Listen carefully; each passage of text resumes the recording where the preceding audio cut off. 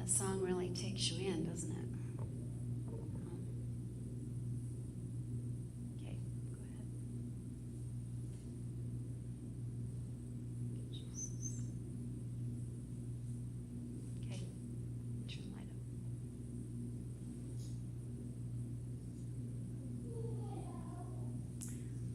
All right, so before Linda comes up and shares tonight, I just wanted to talk just 5 or 10 minutes here about surrender.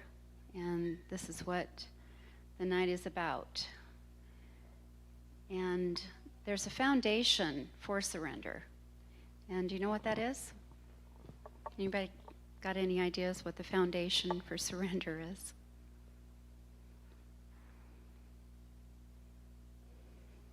Trust. Trust. You can't surrender unless you trust. Trust is a big deal. If you can't trust somebody, you don't really want to be close to them. You don't want to open up your heart to them. You don't want to share your life with them. And you don't feel safe around them. The word trust in the Hebrew, atak, means to have confidence and complete reliance upon God. It means you feel safe and very secure in your relationship with Him. He can be trusted. So what if we could find a place so deep in our relationship with God that whatever we go through, we're not fazed. We're not frustrated. We are not moved. And we don't react.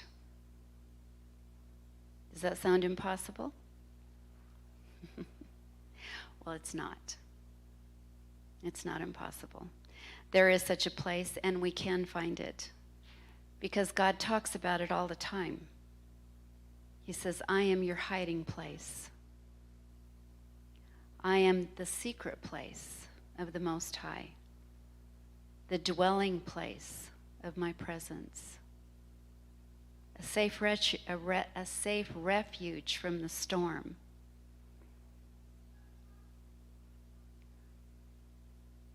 So there is a place, and we've all experienced it, right?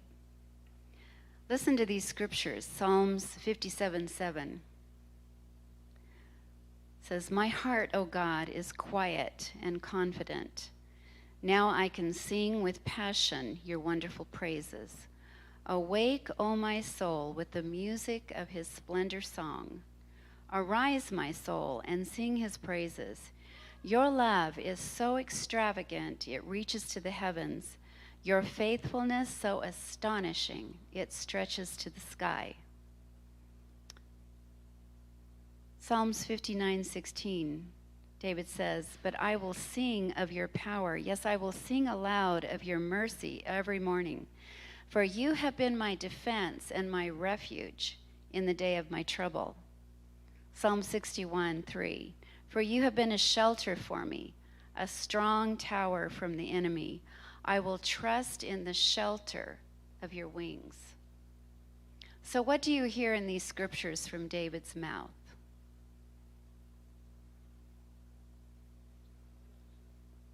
A very intimate relationship.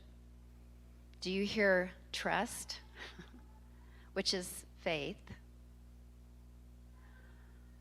He has complete trust in God's faithfulness, his power, and his mercy. And he seems to know the reality of God's extravagant love towards him, that defends him, that shelters him, that protects him, that rescues him. And he is filled with passionate praise and thankfulness because of it. He is confident. Do you hear such confidence in David? He is confident in God's goodness to him. There is such a deep trust and a rest in his soul that brings out this thankfulness and gratefulness and praise to God. So, in these scriptures, we're hearing that beautiful, amazing, intimate relationship that David had. How did he get there? How do we get there? Because remember, there were many times when David cried out in anguish of soul, didn't he? He cried out with deep heartache also. In Psalms 10:1, he says, "Why are you far off, O Lord? Why do you hide in times of trouble?" Psalms 13:1 says, "How long, Lord, will you forget me forever? How long will you hide your face from me?" Does that sound like us? David was very real, wasn't he? He was very real and he was very brave. He talked to God as a friend, and he wasn't afraid to express the anguish and the heartache of his soul in desperate times. But you know what? At the end of the day, David always surrendered. We always say that he always praised the Lord at the end of the Psalms. But really what he did was he surrendered. He surrendered. You see it over and over. His surrender came many times when he was at the end of his rope, just like us. We know David, from teachings past, that he fought 32 battles. And he won 32. Isn't that amazing? But the thing I see in him is that what he surrendered were all of his fears, all of his emotions. He poured them out, but then he surrendered them all to the Lord. He surrendered everything that he was thinking, everything that he was feeling. He got it out. Even his circumstances, he surrendered. Because he ultimately trusted in God's love and in God's character. He believed in God, and he believed in God's love more than he believed in his circumstances or his feelings or his thoughts. Trust is the foundation of surrender. It's like a child that jumps into his daddy's arms, just expecting him to catch him, to not let him fall when he takes that leap of faith and he just jumps. That's incredible trust, isn't it? Do you know that's what Jesus did? He jumped into this earth. He jumped out of heaven into Mary's womb and became a baby. And he expected fully that his Father would catch him in his arms and that he would carry him, that he would rescue him, that he would protect him, that he would bring him through everything that he was called to do. And that always, Jesus is always the picture, always what we want to look at. He is the picture of a fully surrendered life, wouldn't you say? He completely trusted his Father to take him up off that cross and resurrect him, no matter how bloody, mangled, destroyed his body was and what he was suffering so terribly from. And of course, this is the greatest proof in the world. Anytime that we suffer, all we need to do is look at the cross. If we start to doubt God's love for us, this is the greatest proof of God's love for us, isn't it? And his trustworthiness is through the cross. He did not fail Jesus, and he does not fail us, because his love never, ever fails. You say, well, that was Jesus. He could surrender like that because he was Jesus. Do you realize that Jesus was he was God, but he came as a man, and he went to the cross as a man? Think about that. 1 Corinthians 15:21 says that since death came through a man, the resurrection of the dead also came through a man, Jesus Christ. Do you ever think about that? He didn't use the supernatural power of God to go to the cross. And then he goes on to say in the scriptures, he said, just as I am, so are you in this world.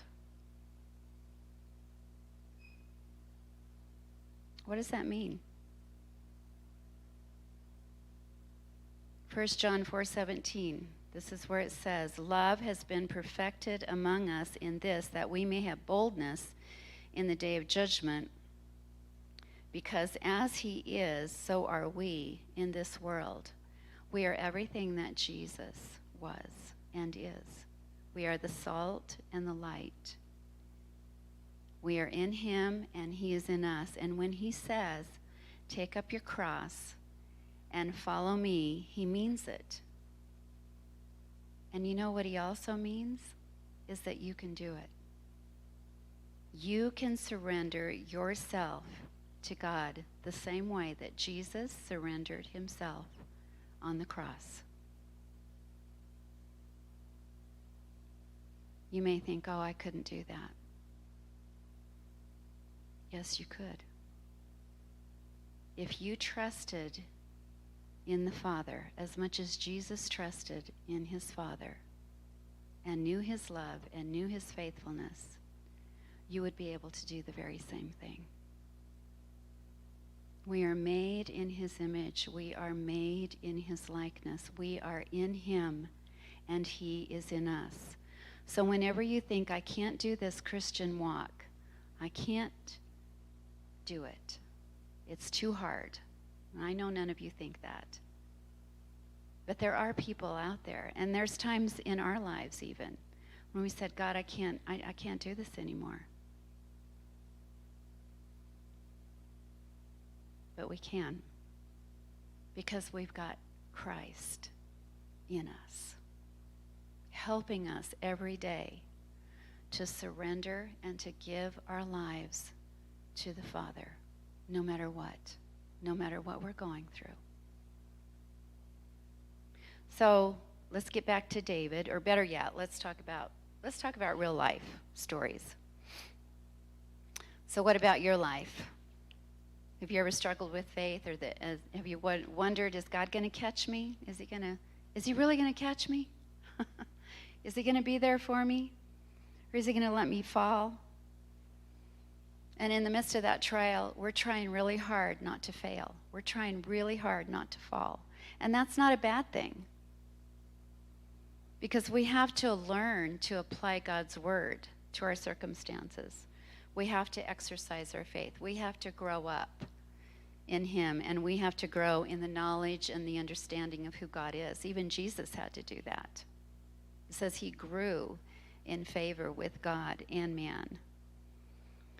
And for 2 Peter 1:5 says, give all diligence to add to your faith virtue, to virtue, knowledge, to knowledge, self-control, to self-control, perseverance, to perseverance, godliness, to godliness, brotherly kindness, to brotherly kindness, love. You see what God is doing there? We think we're doing it. But you know what?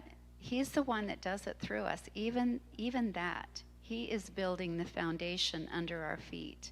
He is the one that is compelling us to lay down our lives. He is the one that is saying, these are the things that you need to do. But he still does it in us and through us. You know, and we have to make those choices to let him. Because if a thief comes to your home and you're not prepared, then guess what? You're going to get robbed. And maybe even lose your life. But there comes a point, and I've experienced this, and I know that many of us have. There comes a point when you have done all to stand. You have done all to persevere. You have done all to fight the good fight of faith. And you don't stop having faith, but there comes this realization in the depths of your soul that it's time to embrace a deeper surrender. which is actually a deeper faith than you have ever experienced before. And only God can bring you to that place. Right, Linda?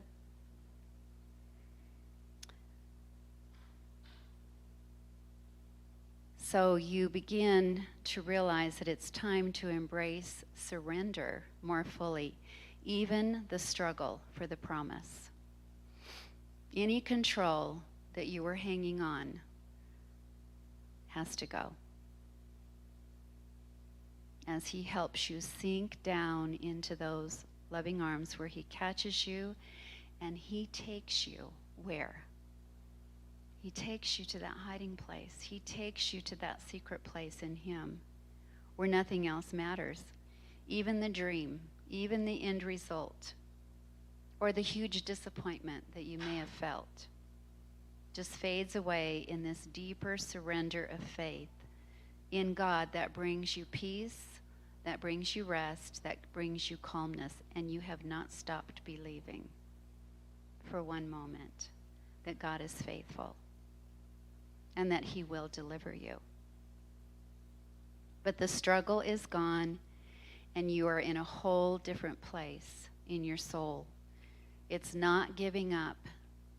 It's giving in. It's giving your all to him at a deep, deep level of trust. And it is a sense of well-being and a security in someone that you can place your complete confidence in. A greater being than yourself, a perfect Father. And he alone has brought you there.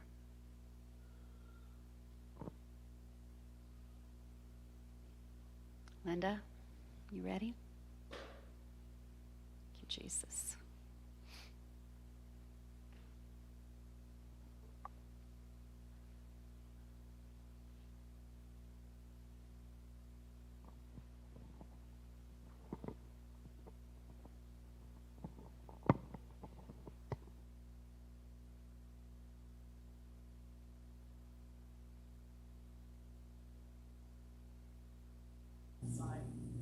Try to speak. This is my first time.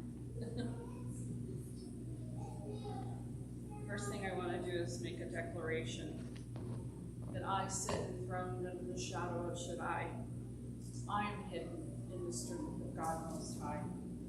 He is the hope that holds me in the stronghold to shelter me. I don't think your mic's on.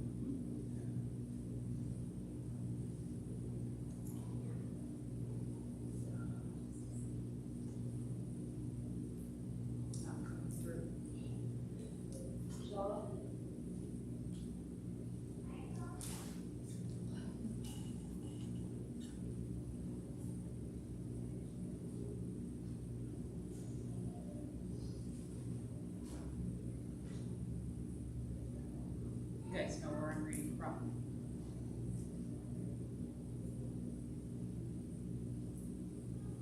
Can you hear me? Not yet. Sorry. That's all right.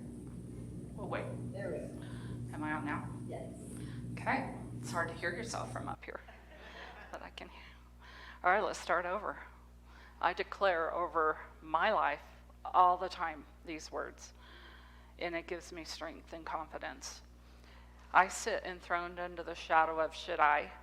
I am hidden in the strength of God Most High. He is the hope that holds me and the stronghold to shelter me. I have part of this memorized. I want to memorize it all, but I haven't gotten there. He is the only God for me and my great confidence. He rescues me from every hidden trap of the enemy, and he protects me from false accusation and any deadly curse. His massive arms are wrapped around me, protecting me. I can run under his covering of majesty and hide, and I've done it many times.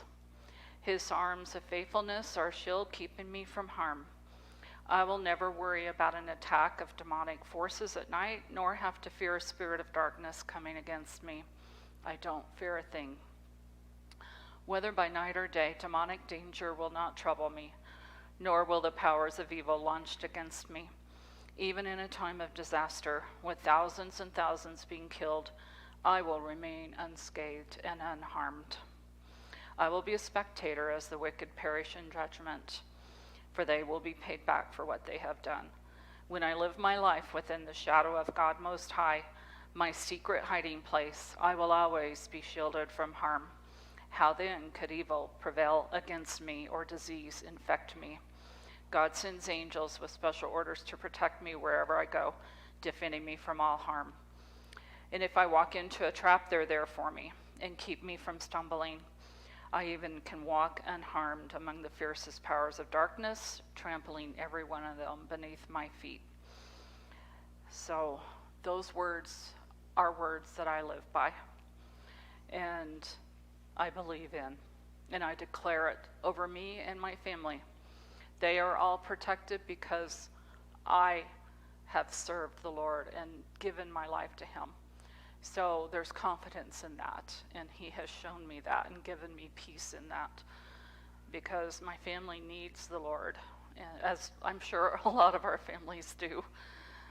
So my life is, as many of you have, has had trials and struggles along the way. I was raised in a family that was pretty dysfunctional, and I came to be born to two teenagers, and they didn't know what they were doing. And after my younger sister was born, my mom and dad got divorced, and my mom ended up marrying a very dysfunctional man, and my stepdad ended up raising me until I left home.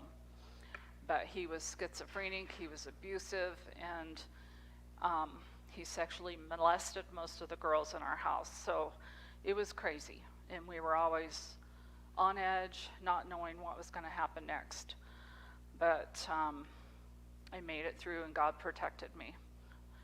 He protected me in many, many ways. I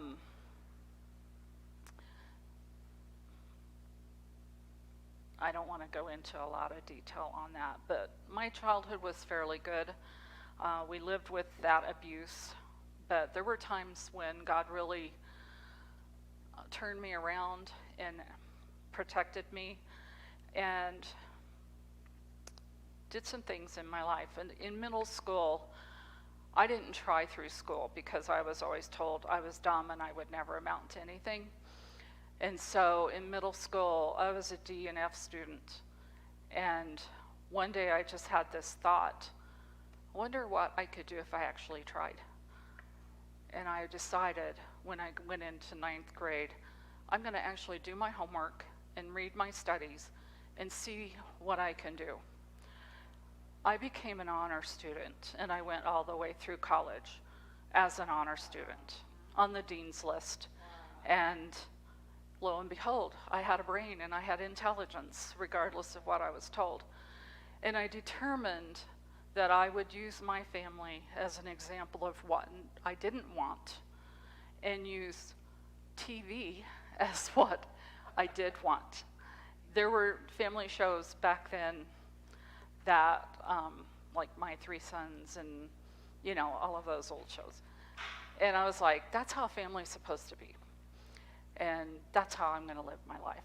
So I kind of broke free from the mental of that poverty and, the sickness that was in our household. And that, I think that was God directing my life. He made me strong, and I worked hard to make good grades. And my escape out of that environment was to go to college. So I'm like, if I go to college, I can get out of here. So that was kind of how I looked at college. My stepdad was real controlling, and he didn't let me leave the house. I couldn't go to any events when I was in high school. So when I was in college, he actually called the dean of students, I think it was the women's dean, and asked them to keep me on campus. I was 18 years old by then. And that's how sick he was and controlling.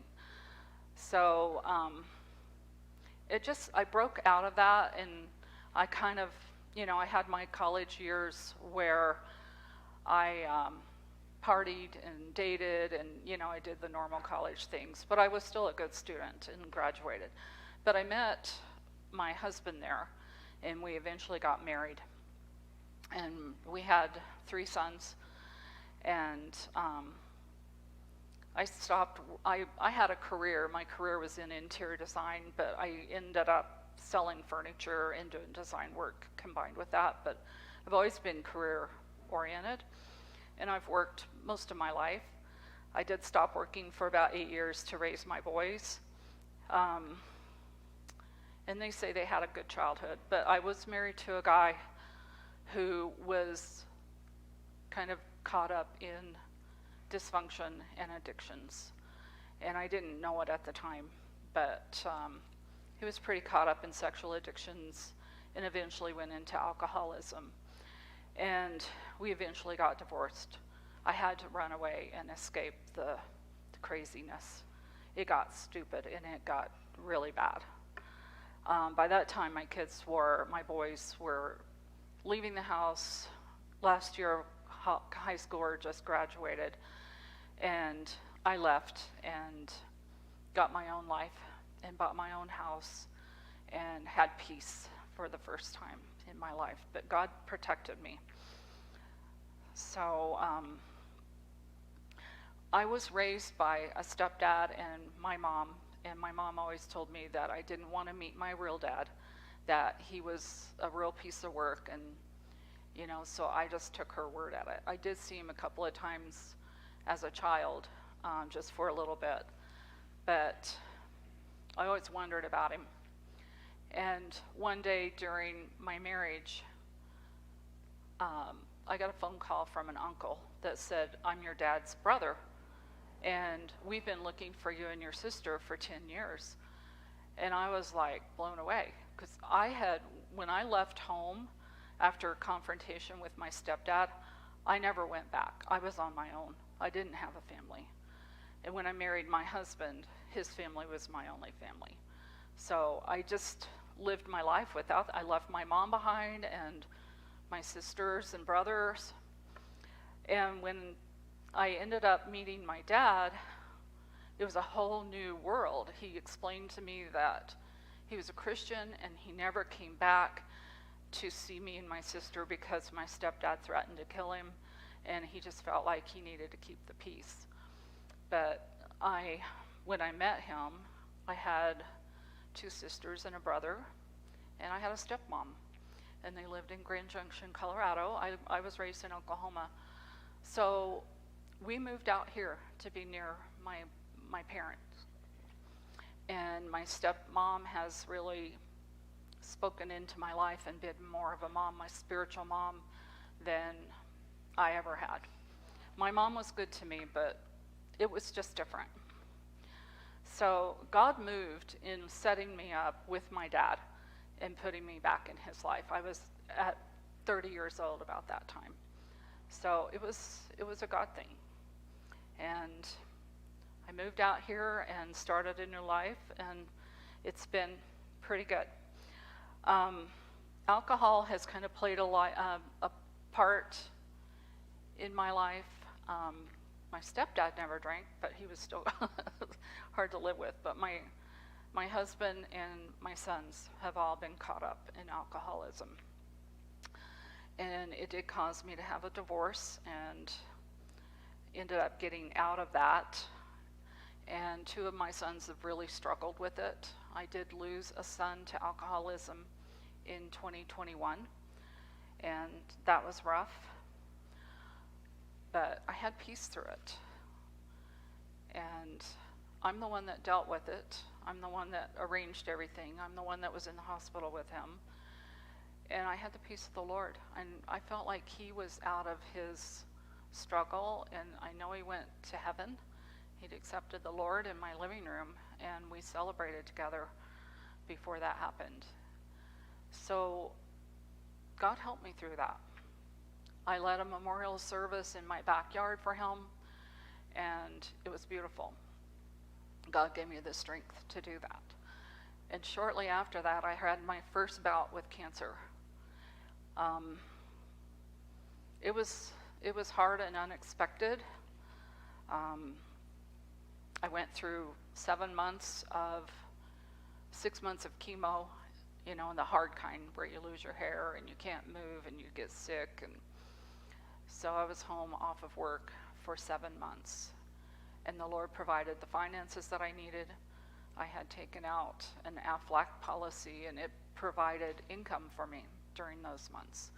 God's hand was in everything. Being a single woman, making your own living, you have to rely on the Lord. And it's a good place to be. I work on commission, and if I don't sell furniture, I don't make any money. And He always provides for me. He always comes through for me. And I think through the years, He has shown me over and over and over again that He is trustworthy. And through these things that I have gone through, this rough life that I have lived, He's always been with me. And I think it has built my trust, as you've talked about. And just like when you're in a relationship, I was thinking it's so similar to being in a marriage or something, and someone cheats on you, and it takes a while to build the trust back. It takes years and years. And I feel like it's similar with the Lord. He proves Himself over and over and over again. I am there for you. I will take you through this. I will provide. He provides everything I need. He's provided a home, and it's protected. He's taken care of my kids, my grandkids, and He has shown me to just let Him have control and not step in and try to fix things. During that cancer, God showed me a couple of things, some visions to help me through that. One was that I was, have a mountain peak sometimes will come up to a point, and then there's a ledge that you can, I was walking on this ledge, and there was a slope on either side, so you had to watch your footing. And in front of me was Jesus, and He was leading the way. And a lot of times He had His hand behind Him, and He was hanging on to me, and the wind was blowing. We were going through some trying times at that time, but He had me by the hand, and He was in front of me, guiding me through this trial. He was there with me the whole time. He also showed me to rest in Him and to trust Him. And I had this vision of, in a water park where you have the lazy river, and the moms always go there, and they're floating on this little inner tube, and it just takes you around in this peaceful, like, creek thing. And He said, you sit in the lazy river and you float along with me. And when you need to get out of that restful place, you can go over to the bank and get out and take care of whatever I show you to do, and then get back into that peaceful, restful place. And I did. I ended up enjoying my time off of work. I'd worked all my life, and I was like, this is kind of fun. I don't have to go to work. I would get up in the morning and just do whatever I wanted to do. If I wanted to lay on the couch and watch TV and just stream shows, I had the permission to do that, and I rested in it, and I enjoyed it. And He showed me that that was okay, and not to fear, and to go through this with Him. At that time, He showed me Isaiah 41:10, which I have on my refrigerator, and it's still there. This was 10 years ago, and I wanted to read that. Do not yield to fear, for I am always near. Never turn your gaze away from me. This is Passion Translation. It's a little different than what I'm used to. For I am your faithful God. I will infuse you with my strength. I will help you in every situation. I will hold you firmly with my victorious right hand. And that's exactly what He did. Not to fear. Do not fear. And I will infuse you with strength. And that's exactly what He did. I had received this. This is that verse kind of written in a really neat way. Fear not, for I am with you. Be not dismayed, for I am your God. I will strengthen you. I will help you. So I have a few of these if anybody wants one. put it on your fridge or wherever you want. So I've got 5 or 6 copies, but I can get more. So that was my first bout with cancer, and they did surgery after I went through chemo, because the chemo didn't work. Imagine that. Don't get me started on the medical people. So after all of that happened, I went back to work and got back to my life as normal. My son Paul passed away shortly after that, or not shortly after that, but a few years later. And my other 2 sons were living their lives and being in relationships and having kids. My youngest son, Daniel, has got 6 little boys, and they are now in foster care because mom is an alcoholic and has just proven that she cannot stop. And they've taken the kids away, and I think they're about to lose them. But God has shown me, I've stepped in and rescued that family over and over again, and stepped in as mom and worked and worked and worked. And God finally showed me, get your hands off of it and let me take this. And I have trusted him with these boys, and he put them in a fabulous Christian home. They're in a great private school, which they were in before. They're going to school with their friends that they were with before, and they're going to the same church they went to before. So their world is as peaceful as it can be. God took them and put them in a safe place, and they're flourishing. They're doing so well. They've had challenges, and they want to go back home, but they're in a really, really good place. And I see God's hand in that. And no matter what happens, even if they get adopted out, which is probably going to happen, I know God has my grandsons, and that I will still be involved in their lives. And I've got 2 granddaughters who live here. I'm involved in their lives, and I see them as much as I can. That's my whole world. When you're a grandma, that's what matters, your kids and your grandkids. And God has just shown me, trust me. And I have trusted him and built that trust. He put a really good friend in my life a few years ago. After all my kids were gone, and I decided I was going to make some money renting a room in my house and trying to get myself set up for retirement. I mentioned it to my mom, and she saw a post on Facebook that somebody was looking for a room here to rent. She was moving back from New York. And I'm like, set her up with me. I made a phone call and talked to Heather Christensen at that time. And she ended up moving here. We talked on the phone, and we knew we were supposed to do this. And I said, you've got it. I'll leave the house unlocked when you get here. I'll be at work. And she came with her little dog, and she moved in without me ever meeting her in person. And to this day, she's my best friend. That was in 2019. And you guys all know Heather. So she's part of this church, and she is my sister. God gave me a wonderful sister. She is always there for me. She has been there when I've had surgery, when I've woken up. She's there praying over my feet and rubbing my feet and anointing me with oil. And she's prayed over the surgeons, and all the surgeries I've been through, Heather has been there. And we've helped each other. And I think we've both grown so much in the Lord since I first met her. And I think she would agree with that. And she'll watch this and go, yeah. So cancer showed up again around 2022. And I went the natural route and did a whole year of treatment, doing the keto diet and infusions of vitamin C, high doses of vitamin C, and they told me I didn't have cancer.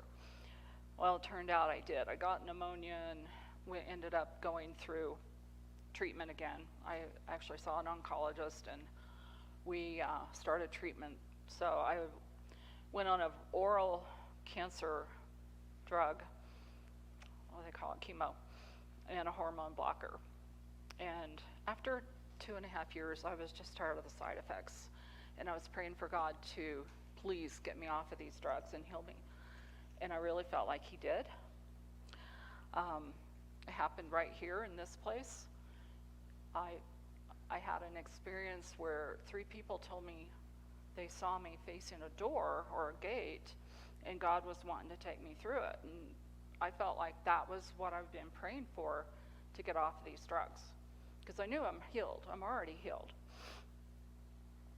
So a word was spoken here, and I claimed that healing, and people prayed over me, and I saw a white doorway, and I'm like, that's it. And I went through it, and I claimed my healing, and I got off the drugs. That was a little over a year ago, and I've lived a whole year without drugs, and I've felt great, and I've flourished. But recently I got pneumonia again, and I had some knots in my neck, and lo and behold, the cancer is back. And I'm like, Lord, what is this about? I thought I was healed. And I just really feel like I have to do what I have to do to take control over this cancer. And I got back on the drugs, and I'm back in treatment. And I just feel like it's not my business. This body belongs to him. And I've let go. It is his. And I've surrendered to him because I've built that trust in him. I saw myself one time laying down on the ground. You know how you get face down, and just giving my life to God. It's his. My family is his, and I'm his. And I melted into the ground and disappeared. I died to self. I'm not saying I'm not selfish ever, but it was a vision that I feel is true. And I have stepped out of that. Everything belongs to God now.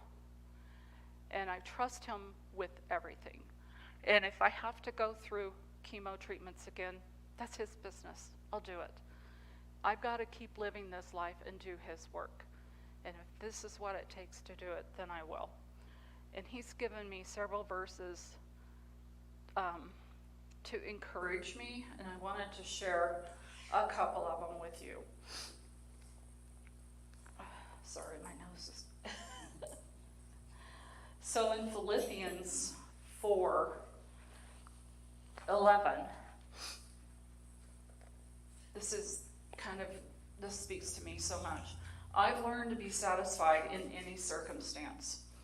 I know what it means to lack, and I know what it means to experience overwhelming abundance. For I'm trained in the secret of overcoming things. Whether in fullness or in hunger, I find the strength of Christ. His explosive power infuses me to conquer every difficulty. And this is so true. I don't care what I'm going through. He is my Lord, and my life belongs to him. And whether I'm going through lack, whether I'm going through cancer, or I'm going through health, I serve him and I trust him with everything. Philippians 4:6-9 is something else I wanted to share, because I try to keep my eyes on the positive and not focus on the negative things that are going on. He tells us to do that. Don't be pulled in different directions or worried about a thing, but be saturated in prayer throughout each day, offering your faith-filled requests before God with overflowing gratitude. Tell him every detail of your life. Then God's wonderful peace that transcends human understanding, which it does, will make the answer known to you through Christ Jesus. So keep your thoughts continually fixed on all that is authentic and real, honorable and admirable, beautiful and respectful, pure and holy, merciful and kind, and fasten your thoughts on every glorious work of God, praising him always. God is good, and no matter what we go through, we focus on the positive, and we go through it. And sometimes we have to be strong, pull up our bootstraps, and just Lord, give me strength to get through this day. Give me strength to do what I need to do. And I think you just get conditioned to trust him for everything. He has come through for me every single day. So I've written down peace, trust, rest. Rest is a multifaceted word, and surrender. Those are the words that he gave me to share tonight. And then Philippians 3, 12 through 16. I wanted to read that too. Are you guys on with me? Are you getting it? Good. All right. I admit that I haven't yet acquired the absolute fullness that I'm pursuing, but I run with passion into his abundance so that I may reach the purpose of Jesus Christ and that he has called me to fulfill and wants me to discover. I have a purpose, and that's just keep on keeping on.